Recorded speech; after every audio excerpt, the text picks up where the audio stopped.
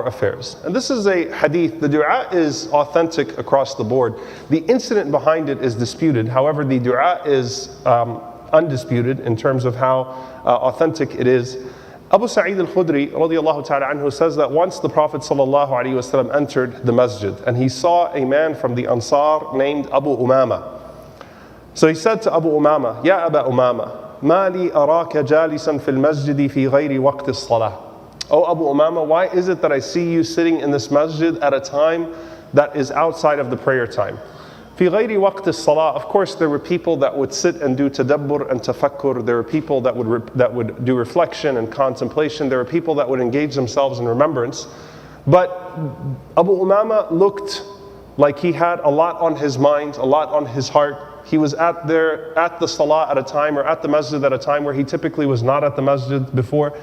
And our Prophet sallallahu alaihi wasallam, who had enough on his plate, adds more to his plate by going and asking people how they're doing. Now that's something, by the way, that should not be missed in this hadith. Rasulullah sallallahu alaihi wasallam, you can imagine when he came to the masjid, how much he's carrying. When he leaves the masjid, how much he's carrying. And sometimes you don't ask someone how they're doing because you know you're going to get into a long conversation. You know that this is going to prolong itself. I might regret getting involved because I don't have time to deal with this right now. But our Messenger sallallahu alaihi wasallam would ask people about them. He would ask about people that were missing, and he would ask people that were there, but they seemed to be in a different place, that were physically present, but emotionally, mentally, looked like they were somewhere else. So why is it, O Abu Umama, I see you in this situation? So he said to the Prophet sallallahu alaihi wasallam, قال هموم لزمتني وديون يا رسول الله. He said, Ya Rasulullah, I'm just overcome with a lot of anxiety, and I'm buried in debt too. So I have a lot going on in my life right now. I'm grieving. I have a lot of anxiety. And at the same time, I'm buried in this debt. قال صلى الله عليه وسلم أفلا أعلمك كلاما إذا أنت قلته أذهب الله عز وجل همك وقضى عنك دينك. The Prophet ﷺ said, let me teach you some words that if you say them on a daily basis in the morning and the evening, Allah subhanahu wa ta'ala will do away with your anxiety, and Allah subhanahu wa ta'ala will do away with your debts.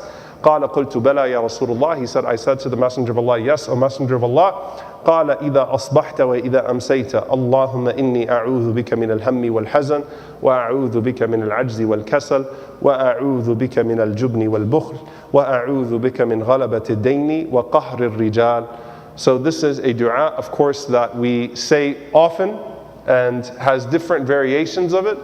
But the Prophet ﷺ said to say, Allahumma inni a'udhu bika min al-hammi wal-hazan. Oh Allah, I seek refuge in you from anxiety and grief. Wa a'udhu bika min al-ajzi wal-kasal. And I seek refuge in you from inability and from laziness. Wa a'udhu bika min al-jubni wal-bukhl. And I seek refuge in you from stinginess and cowardice. وَأَعُوذُ بِكَ مِنْ غَلَبَةِ الدَّيْنِ وَقَهْرِ الرِّجَالِ. And I seek refuge in you from the burden of debt and from being subjugated to man, from being at the mercy of someone else other than you, O Allah. Now, Abu Umama continues, قال فَفَعَلْتُ ذَلِكَ فَأَذْهَبَ اللَّهُ عَزَّ وَجَلَّ هَمِّي وَقَضَى عَنِّي دَيْنِي. He said, I did what the Prophet ﷺ told me, so Allah indeed removed my anxiety, and Allah subhanahu wa ta'ala did away with my debts.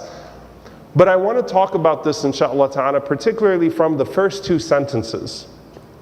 The difference between these words and what the Prophet ﷺ is actually giving to us. Allahumma inni a'udhu bika min al-hammi wal-hazan. Oh Allah, I seek refuge in you from al-ham, which is anxiety, and al-hazan, which is grief.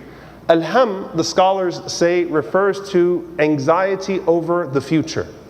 I'm worried about what's going to come next. I'm worried about tomorrow. I'm uncertain about this situation. I don't know how this is going to unfold, and that's causing me a great sense of paralysis, al-ham. And the Prophet ﷺ mentioned, Man asbaha wa dunya akbar hamma. Whoever wakes up and has dunya, has the world, the life of this world, as their greatest ham, their greatest concern, that which causes them great anxiety, ja'ala Allahu faqrahu bayna aynay. He has poverty between his two eyes. All he sees is poverty at all times. And so the hem here is not a positive hem. It's not worried about something that is good, but it's rather the anxiety that comes with being uncertain about the future. Al-hem. Al-hazan is grief, and it refers to the past. It refers to a great sense of loss. I can't get out of the pain that I am feeling in the past. And so basically, subhanAllah, you're asking Allah subhanahu wa ta'ala to remove the concern of the future and the burden of the past so that you can be more productive in the present. Because at the end of the day, both of these things paralyze you. They both stop you from being able to move forward. And sometimes we might think that we should feel a sense of guilt for moving on from something. You know, by the way, it's always important to recognize that the shaitan leads you to either unproductive action or to no action at all by giving you good words, right? And so how can you move on from the past? You should feel guilty, you should hold yourself to the past, and you should not do anything. That is something that Allah subhanahu wa ta'ala does not praise about a person. You might think that it's a sin that I committed in the past and I can't get over it. And nadmu tawbah, regret is repentance, but at the same time, hasra, which is remorse, where a person just sits around and a person says, Ya hasrata, I messed up, I messed up, I messed up. That's not a praiseworthy quality.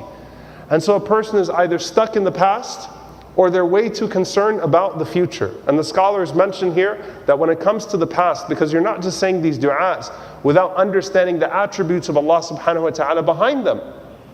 Allah subhanahu wa ta'ala will not hold you to the sins that you have committed in the past if you repented from them. So if it's a sin that's causing you grief, Allah subhanahu wa ta'ala will not hold you to that. Allah subhanahu wa ta'ala wants you to move forward. And this is something that I want you to think, if you were the Sahaba, we talked about Hamza radiallahu ta'ala anhu a few nights ago. Imagine being wahshi, right? And you caused that grief to the Prophet sallallahu alaihi wasallam by killing someone so beloved to him, but still you have the motivation to move on. Allah subhanahu wa ta'ala does not want you to be frozen or paralyzed by your past. So if it's sin or something that you've done bad, you need to understand that Allah subhanahu wa ta'ala is the one that's most forgiving. If it is pain that you feel over something that indeed happened to you, then it is Allah subhanahu wa ta'ala that compensates for that pain in the hereafter. The compensation awaits around the corner. If it is regret that you did not do something differently, you know, sometimes we think, I could have done this differently and this wouldn't have happened. So we beat ourselves up over, you know, not having done enough for someone, or not having intervened at a certain point, or not having done this, or not having done that. Then know that Allah subhanahu wa ta'ala had a plan for that person as Allah subhanahu wa ta'ala has a plan for you. The point is that you're not supposed to be frozen by your past, paralyzed by your past, but instead use it, grow out of it, and think about that which comes afterwards, bi'idhnillahi ta'ala.